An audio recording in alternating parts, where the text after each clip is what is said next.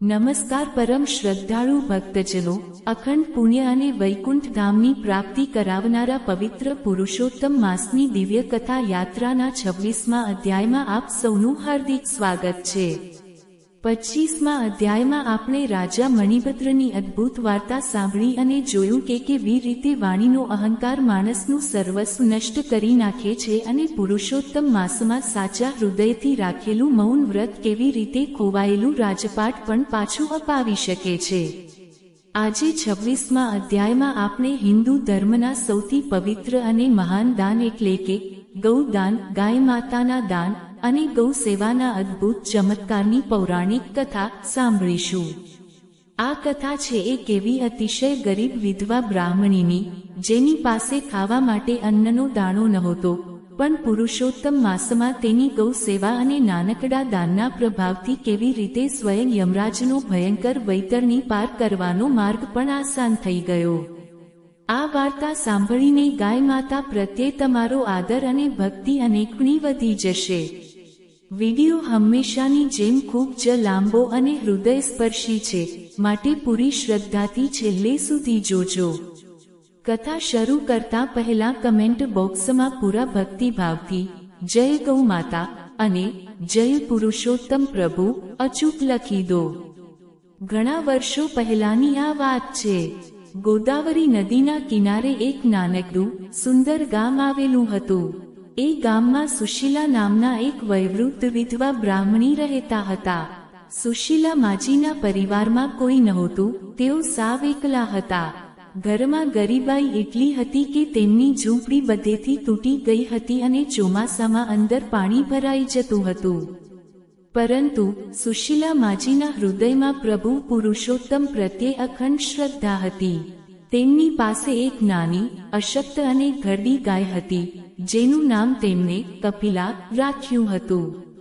કપિલા ગાય હવે દૂધ નહોતી આપતી, છતાં માજી તેને પોતાની દીકરીની જેમ રાખતા હતા। માજી પોતે ભૂખ્યા રહેતા, નગરમાંથી માંડીને જે કંઈ સૂકો રોટલો મળે તેમાંથી અડધો રોટલો અને ઘાસ કપિલા ગાયને પ્રેમથી ખવડાવતા હતા। તેઓ રોજ ગાયની પ્રદક્ષિણા કરતા અને તેના ચરણોની રજ માથા પર લગાવતા હતા। સમય પસાર થતો ગયો અને પવિત્ર પુરુષોત્તમ માસ, અધિક માસનું આગમન થયું। આખા ગામના ધનવાન લોકો બ્રાહ્મણોને સોનું, વસ્ત્રો અને દાન દક્ષિણા આપતા હતા। સુશીલા માજીએ વિચાર્યું, મારો આ નશ્વર દેહ હવે ક્યારે શાંત થઈ જશે તેની કોઈ ખબર નથી। આ પવિત્ર પુરુષોત્તમ મહિનામાં મારી પાસે પ્રભુને ધરવા માટે કે દાન કરવા માટે કંઈ જ નથી। હું કેટલી અભાગી છું। માજી રડતા રડતા પોતાની ઘરડી ગાય કપિલા પાસે ગયા અને તેના ગળે વળગીને બોલ્યા, હે ગૌ માતા, તારામાં તો 33 કરોડ દેવી દેવતાઓનો વાસ છે। આ પુરુષોત્તમ માસમાં મારી પાસે કોઈ સામગ્રી નથી, પણ હું આજથી આખો મહિનો મારી ભૂખ તરસ ભૂલીને તારી તન મનથી સેવા કરીશ। એ જ મારું પુરુષોત્તમ પ્રભુને ચરણોમાં દાન હશે। માજી આખો મહિનો વહેલી સવારે ગોદાવરીમાં સ્નાન કરી, ગાયની પૂજા કરવાનું અને અખંડ વ્રત રાખવાનું શરૂ કર્યું।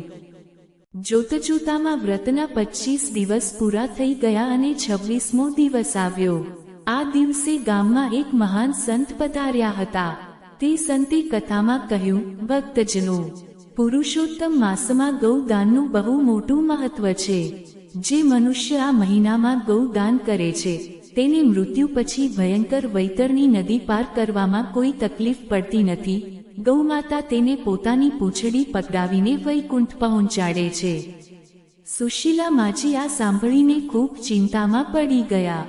તેમની પાસે દાન કરવા માટે કોઈ બીજી ગાય નહોતી અને પોતાની એકમાત્ર વહાલી કપિલા ગાયને તેઓ પોતાનાથી દૂર કરવા નહોતા માંગતા। માજી રાત્રે ઝૂંપડીમાં પ્રભુ સામે બેસીને રડવા લાગ્યા, હે પુરુષોત્તમ નારાયણ, હું ગૌદાન કઈ રીતે કરું? મારી પાસે તો એક જ ગાય છે, જે મારી જીવાદોરી છે। તે જ રાત્રે માજીની તબિયત અચાનક બગડી અને અર્ધબેભાન અવસ્થામાં તેમનો જીવ નીકળી ગયો। મૃત્યુ પછી સુશીલા માજીનો આત્મા શરીર છોડીને બહાર નીકળ્યો। જિંદગીભર ભલે તેમણે કોઈ પાપ નહોતું કર્યું, પણ નિયમ અનુસાર યમરાજના દૂતો તેમને યમપુરી તરફ લઈ જવા લાગ્યા. ચાલતા ચાલતા રસ્તામાં એક અત્યંત ભયાનક, કાળી, ગરમ લોહી અને પરુથી ઉકળતી વૈતરણી નદી આવી. આ નદી એટલી ડરામણી હતી કે પાપી જીવો તેમાં ડૂબીને ત્રાહિમામ પોકારતા હતા. યમદૂતોએ સુશીલા માજીને કહ્યું, હે બ્રાહ્મણી, હવે આ નદી પાર કરવાનો સમય આવી ગયો છે.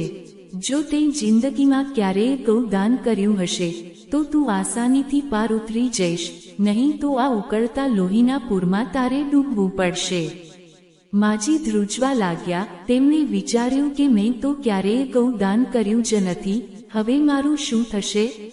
માજી જેવો નદીમાં પગ મૂકવા ગયા ત્યાં જ અચાનક આખું આકાશ દિવ્ય પ્રકાશથી ચમકી ઉઠ્યું. વૈતરણી નદીના કિનારે સોનાના શિંગડા અને હીરાથી મઢેલી એક અતિશય સુંદર, શ્વેત અને કામધેનુ જેવી દિવ્ય ગાય પ્રગટ થઈ. એ ગાય બીજી કોઈ નહીં પણ માજીની વહાલી કપિલા ગાય હતી, જે પુરુષોત્તમ માસની ભક્તિના પ્રભાવથી દિવ્ય રૂપ ધારણ કરી ચૂકી હતી. ગૌમાતાએ સુશીલા માજી પાસે આવીને પ્રેમથી ભાંભરવાનો અવાજ કર્યો અને પોતાની પૂંછડી માજીના હાથમાં આપી દીધી. જેવી માજીએ પૂંછડી પકડી કે તરત જ ગૌમાતા તેમને પીઠ પર બેસાડીને એ ભયાનક વૈતરણી નદી પર હંસની જેમ તરતા તરતા સામે કિનારે લઈ ગઈ. યમદૂતો આ ચમત્કાર જોઈને હાથ જોડીને નમી પડ્યા. સામે કિનારે સાક્ષાત પ્રભુ પુરુષોત્તમ નારાયણ ગરુડ પર સવાર થઈને ઊભા હતા.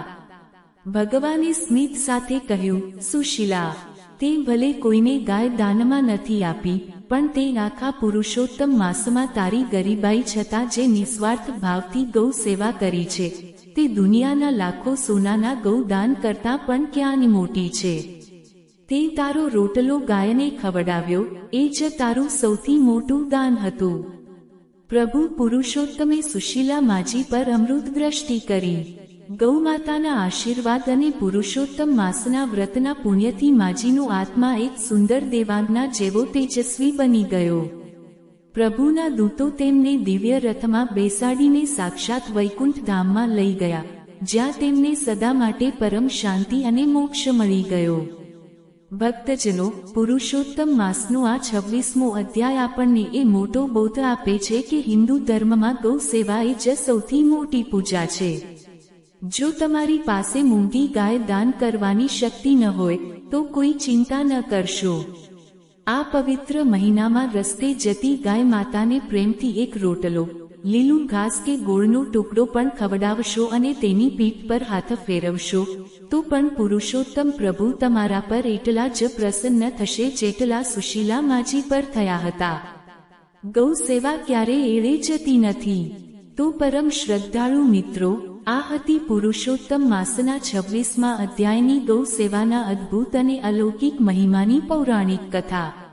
આજની આ કથા સાંભળીને તમે પણ આજે જ ગાય માતાને એક રોટલો અચૂક ખવડાવજો. જો આ વિડીયો ગમ્યો હોય તો તેને લાઈક અને શેર જરૂર કરજો. આના પછીના એટલે કે 27મા અધ્યાયમાં આપણે પુરુષોત્તમ માસની વધુ એક પરમ પવિત્ર અને નવી કથા સાંભળીશું. હવે કથાના માત્ર 4 દિવસ જ બાકી રહ્યા છે, માટે એક પણ અધ્યાય ચૂકતા નહીં. ચેનલને હમણાં જ સબસ્ક્રાઇબ કરી લો અને બેલ આઇકન દબાવી દો. બોલો પુરુષોત્તમ ભગવાનની જય, ગૌ માતાની જય, લક્ષ્મી નારાયણ દેવની જય. મળીએ આગલા વિડીયોમાં. ધન્યવાદ.